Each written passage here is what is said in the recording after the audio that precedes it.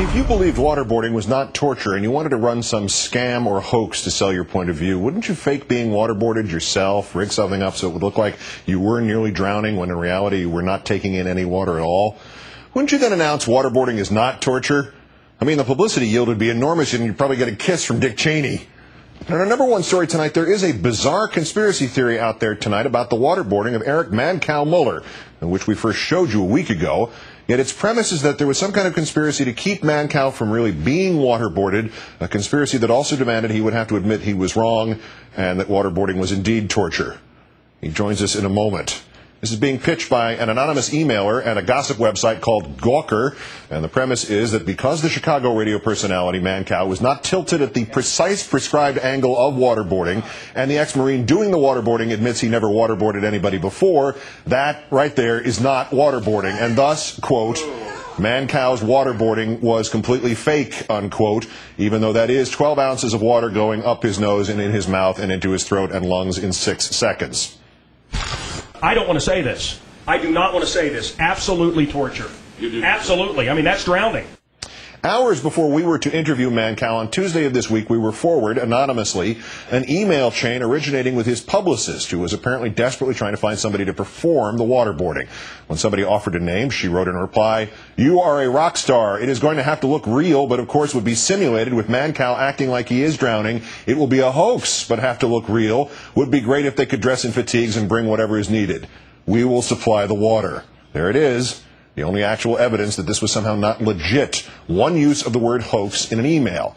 Nevertheless, when our staff got those emails, we did all the due diligence and then some. We contacted the publicist. She repeatedly, profoundly assured us that was just a bad choice of words in the heat of trying to find somebody at the last minute to participate. We contacted the waterboarder. We left him messages. We verified his charity and his military record independently. We spoke to Mancow himself. We reviewed the waterboarding tape repeatedly for any sign of fraud, and we concluded that the people involved here would not have pulled a stunt that would have besmirched a charity for the families of soldiers called Valor for Veterans.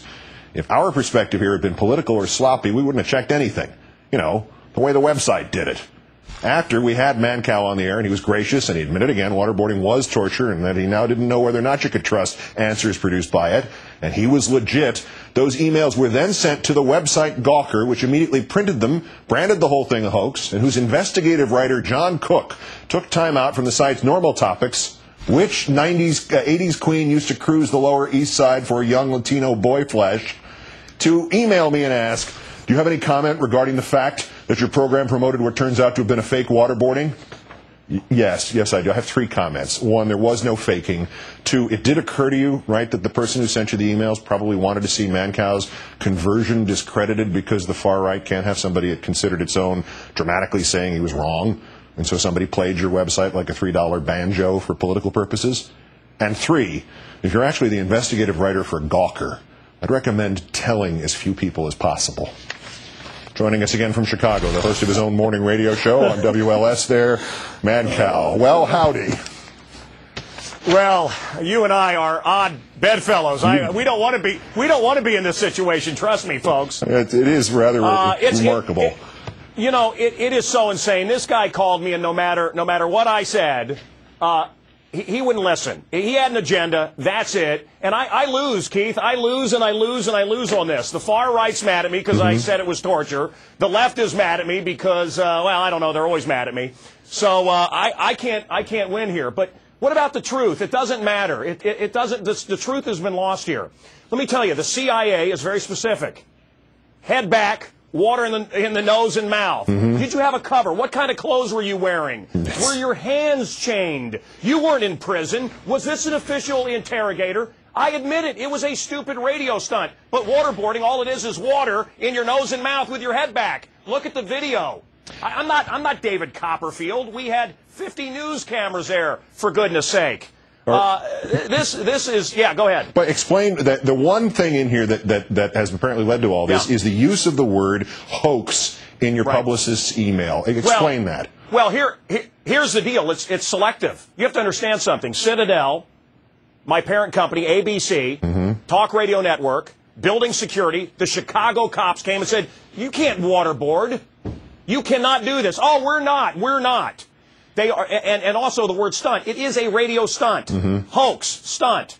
And this thing took on a life of its own. I didn't think it was any big deal. She didn't think it was any big deal. We were going to prove that it was nothing. You see what happened? Yeah, no, I know. They're picking and choosing. I'll tell you how sick this is. This is an awful analogy, but it's all I can come up with. It's like saying that Mike Tyson's daughter didn't really hang herself because she wasn't in the gallows. She didn't have the official rope. It wasn't official.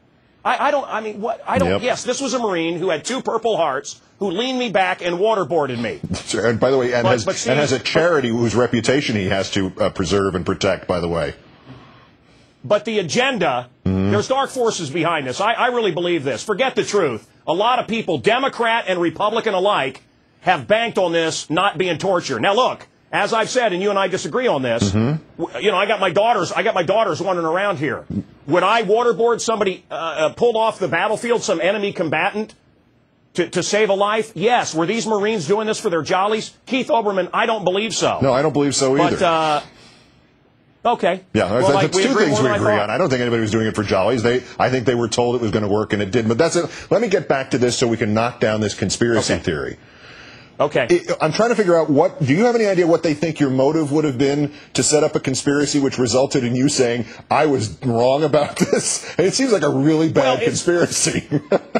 Keith, it's Scott McClellan. It's anyone that doesn't go party line, and I am so sick of this in America. And I'll tell you what, I think America's with me on this. I'm left. I'm right. I'm left. I'm the king of all media. I've got talent on loan from God. I'm this.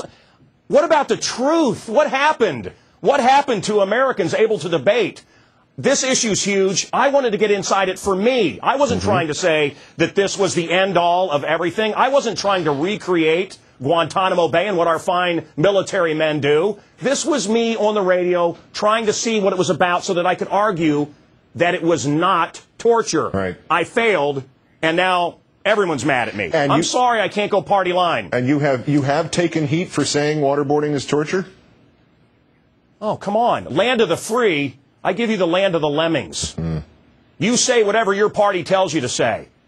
Left-wing radio says what they're supposed to say. Right-wing radio follows their talking points. And frankly, I'm sick of it. How about the truth? For God's sakes, man. I know you conceived this as a radio event, as a stunt, but, you mentioned truth. Sometimes great ones come out when you least expect them. And I'm thinking maybe there's a bigger one in here even than the original topic about waterboarding, that telling the truth, even accidentally, even in a sort of small way, can be very, very dangerous stuff. Well, they can't have me doing this, I suppose. I guess they can't allow this to be out there. And I'm sorry, I always thought that was what it was about. I didn't think it was about, I bleed red, white, and blue. I don't care about any of your political parties.